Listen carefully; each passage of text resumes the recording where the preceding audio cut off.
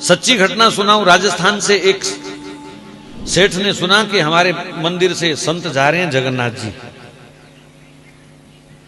तो सेठ जी ने सस्ते समय पे 100 रुपया दिया उसको। ए जगन्नाथ जी को चढ़ा देना मेरा 100 रुपया। 100 रुपया बहुत होता था तब।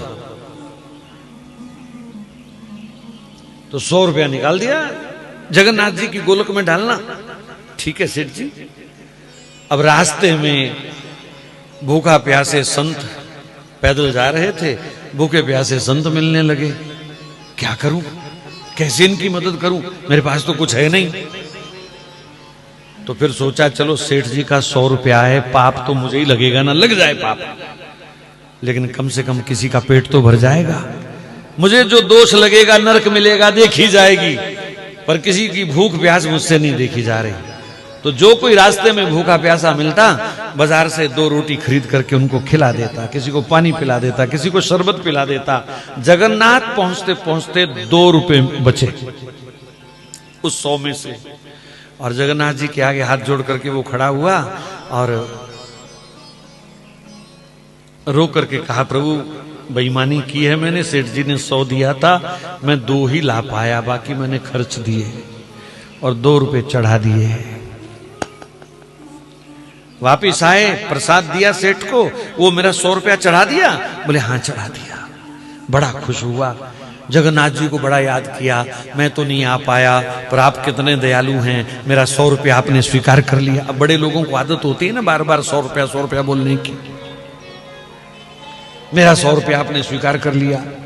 ऐसे वो जगन्नाथ जी का धन्यवाद करते करते सो गया। तो जगन्नाथ जी स्वप्न में आ गए।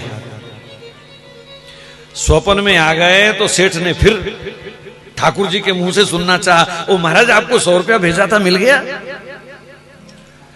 तो कहा सेठ जी 100 तो नहीं 98 मिले हैं मुझे।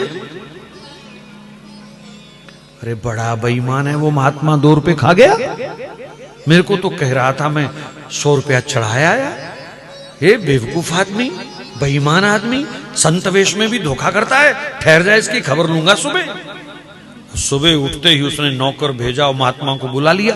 ए बेईमान कहीं के, तेरे को 100 रुपया दिया था, शर्म नहीं आई तुझे? 2 रुपए बेईमानी कर गया तू। मुझे स्वयं जगन्नाथ जी ने बताया कि तूने 98 रुपए चढ़ाए हैं। कहां है 2 रुपए? महाराज जब सेठ के मुंह से ये बात सुनी तो वो संत तो रोने लग गए। हे जगन्नाथ प्रभु, आज पता चला कि तुम क्या स्वीकार करते हो। जो 98 रुपए मैंने भूखे लोगों को खिलाए, आपने वो स्वीकार किए, और डायरेक्ट नगद जो मैंने 2 आपको चढ़ाए वो आपने स्वीकार नहीं किए। आज कौन चलेगा इस पद्धति पर?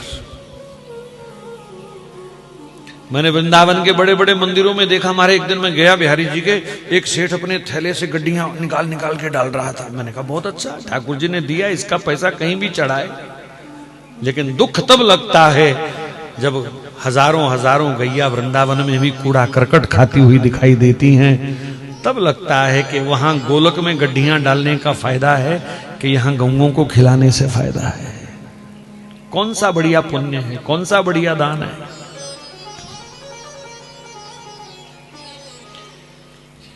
तो मैं कभी नहीं कहूंगा कि आप मंदिरों में नोट ना चढ़ाएं, पर अगर किसी जरूरतमंद को जरूरत है तो उनके मुख में देना ही ठाकुर जी स्वीकार करते हैं, ना कि ठाकुर जी की गोलक भरने में ठाकुर जी खुश होते हैं।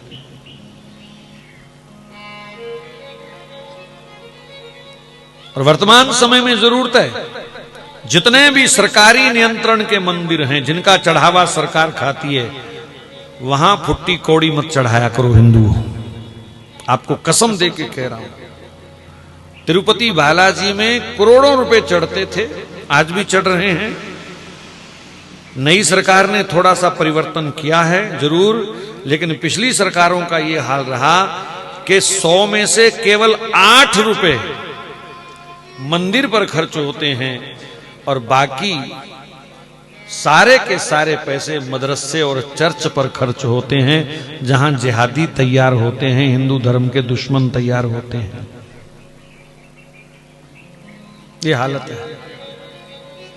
अभी 4-5 दिन पहले कर्नाटक के मंदिरों के चढ़ावे की आपने अगर रिपोर्ट पढ़ी हो, सुनी हो, टीवी पे आई है खबर, 450 करोड़ का चढ़ावा आया, जिसमें से 335 करोड़ केवल मदरसों को और चर्च को डोनेट किया गया।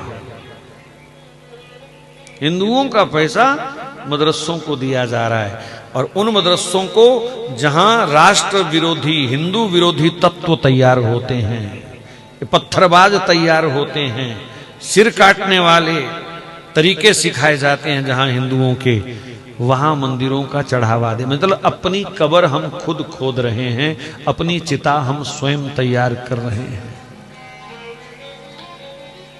जितने भी सरकारी चढ़ावा खाने वाले मंदिर हैं, सरकार जिनका चढ़ावा खाती है, कृपया वहां पैसा ना चढ़ाएं जब तक सरकार उनके लिए अलग बोर्ड का गठन नहीं करती। कम से कम हिंदुओं का पैसा तो हिंदुओं पर लगना चाहिए कि नहीं लगना चाहिए। अल्पसंख्यक आयोग अलग से उनको डोनेट करता है, कई खरब रुपए देता है साल के, मंदिरों का चढ़ावा वो खा रहे हैं, और फिर खा के भी देश के हक में रहें तो कोई दिक्कत नहीं, फिर भी वो देश के विरोध में हैं, सनातन के विरोध में हैं। हनुमान चालीसा पढ़ो तो वो पत्थर फेंकते हैं, रामायण पढ़ो तो वो हमारे ऊपर पत्थर मारते हैं, शोभा यात्रा निकालो तो पत्थर खाओ साथ में, और पलते भी हमारे पैसे से।